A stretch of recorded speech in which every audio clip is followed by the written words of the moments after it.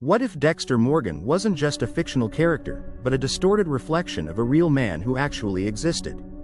A man who hunted killers, who claimed he was cleaning society, who murdered dozens, maybe hundreds, and walked free. His name was Pedro Rodriguez Filho. And unlike Dexter, this story is real.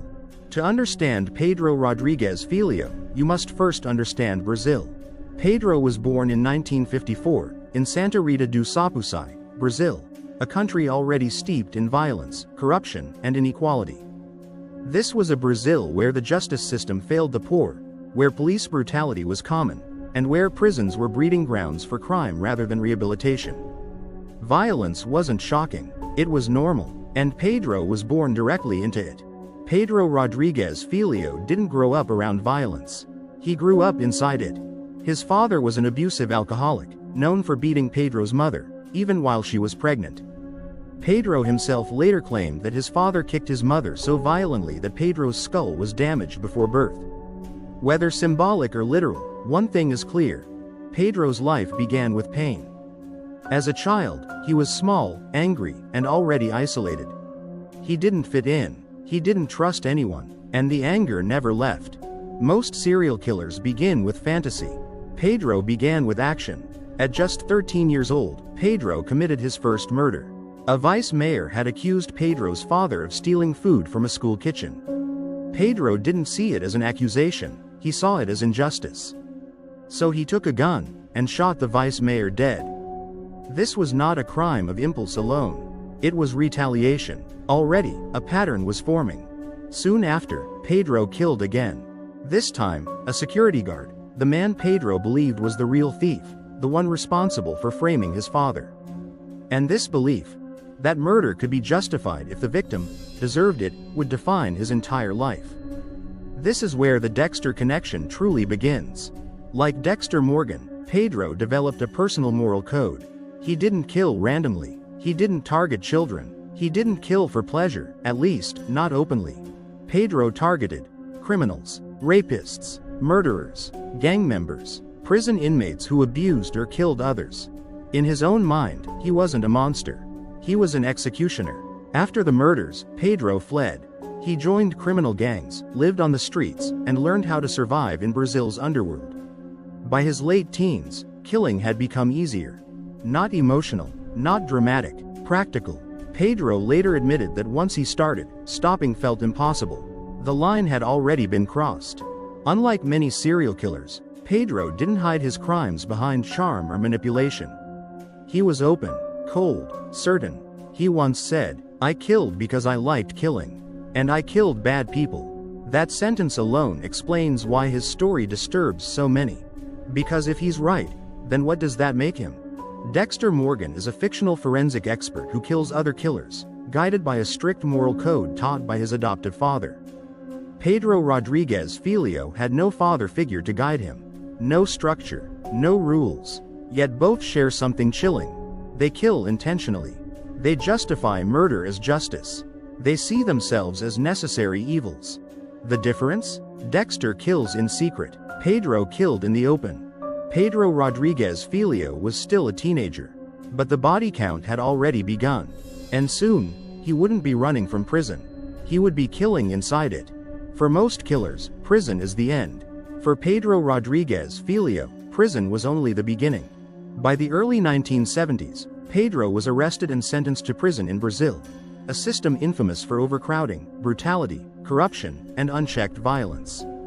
Inside, inmates didn't fear guards. They feared each other, and soon, they would fear Pedro. In prison, Pedro earned the name that would follow him for the rest of his life. Pedrinho Matador, Little Peter the Killer. But unlike most inmates, Pedro wasn't trying to survive quietly. He was hunting.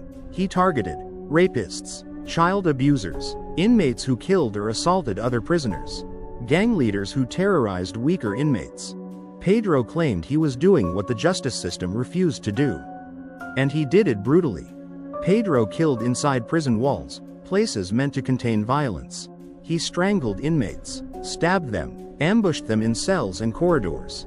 In one of the most infamous incidents, Pedro murdered his own father while incarcerated in the same prison. His father had been convicted of murdering Pedro's mother. Pedro didn't hesitate. He stabbed his father multiple times, then cut out his heart and chewed part of it. This wasn't justice. This was rage fully unleashed. Pedro himself claimed to have killed over 100 people. Some estimates place the number closer to 70 confirmed murders. Others suggest far more, many undocumented, lost in the chaos of Brazil's prison system. What makes this terrifying is not just the number. It's where they happened. Most serial killers operate in secrecy. Pedro killed where there were guards, witnesses, cameras. And still, he continued. This is where the Dexter comparison becomes uncomfortable. Like Dexter Morgan, Pedro claimed to kill only bad people. He justified murder as moral cleansing. He saw himself as necessary. But unlike Dexter, Pedro enjoyed it. He openly admitted that killing gave him satisfaction. There was no attempt to deny it. No shame. Brazilian prisons during this era were barely controlled. Cells were overcrowded. Weapons were common. Inmates ran entire sections. Pedro blended into the violence. When another inmate died, it was often written off as internal conflict. And Pedro used that chaos as cover. Outside prison, something disturbing was happening. People were talking about Pedro. Not with fear, with admiration. In a country where criminals often escape justice, Pedro became a symbol, a man who punished the worst offenders when the system failed. Some called him a monster. Others called him a hero. That reaction alone reveals something deeply unsettling about society. Dexter Morgan kills in a clean, controlled world of fiction. Pedro Rodriguez Filho killed in blood-soaked cells, overcrowded prisons, a system already collapsing. Dexter has a code to limit himself. Pedro had no one to stop him. And when there are no limits, codes collapse. Pedro was sentenced to over 120 years in prison. But Brazilian law capped prison sentences at 30 years. That meant one thing. Even after dozens of murders, Pedro would one day walk free. Pedro Rodriguez Filho had turned prison into a killing field. He had murdered fellow inmates, his own father, men the system couldn't control. But the most shocking part? He was still alive, still talking, and one day, he would leave prison. In 2007, after serving the maximum sentence allowed by Brazilian law, Pedro Rodriguez Filho walked free. Not because he was innocent, not because he was rehabilitated, but because the system had no legal way to keep him locked up. A man who admitted to killing dozens of people was released back into society. For many, that moment was more terrifying than any of his crimes. Pedro didn't hide after his release. He didn't change his name. He didn't disappear. Instead, he embraced visibility. He gave interviews. He spoke openly about his murders. He explained his code. And people listened. In a twist no one could have predicted, Pedro became a public figure. He appeared on Brazilian television. He launched a YouTube channel where he talked about his crimes, his beliefs, justice, morality, killing criminals. He warned people about violence, while calmly admitting he had committed it himself. The comments were split. Some praised him, some feared him, some saw him as a vigilante. Others saw a psychopath finally unmasked. Pedro didn't care. Attention didn't scare him. This is where the comparison to Dexter becomes unavoidable and disturbing. Dexter Morgan is framed as a controlled killer who understands his darkness and tries to contain it. Pedro Rodriguez Filho did something far more dangerous.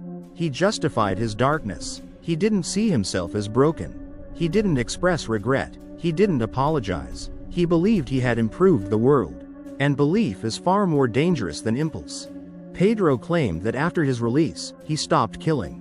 But authorities never fully trusted that claim. His past made every rumor believable, every disappearance suspicious. And even if he never killed again, the man who could kill without hesitation still existed.